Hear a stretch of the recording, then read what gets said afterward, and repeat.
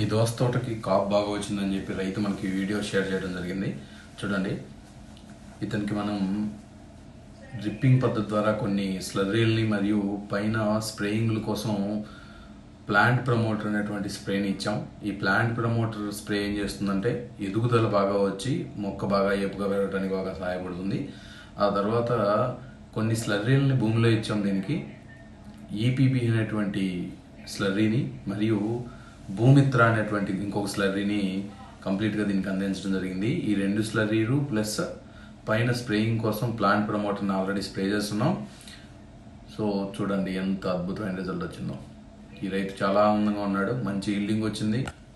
రైతు అనుకున్న దిగుబడి కూడా వస్తుందని చెప్పి చాలా సంతోషంగా వీడియో షేర్ చేయడం జరిగింది. సో స్లర్రీలు కానీ పైన స్ప్రేయింగ్ల కోసం ప్లాంట్ ప్రమోటర్స్ కానీ ఎవరికైనా కావాల్సిన వాళ్ళు ఉంటే డిస్ప్లే అవుతున్న నెంబర్కు కాల్ చేసి ఆర్డర్ చేసుకోవచ్చు.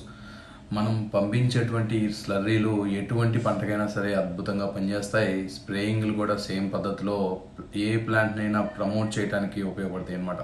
ఎవరికైనా స్లర్రీస్ కానీ స్ప్రేయింగ్లు కానీ కావాల్సిన వాళ్ళు ఉంటే డిస్ప్లే అవుతున్న నెంబర్ కాల్ చేసి ఆర్డర్ చేసుకోవచ్చు. Thank you.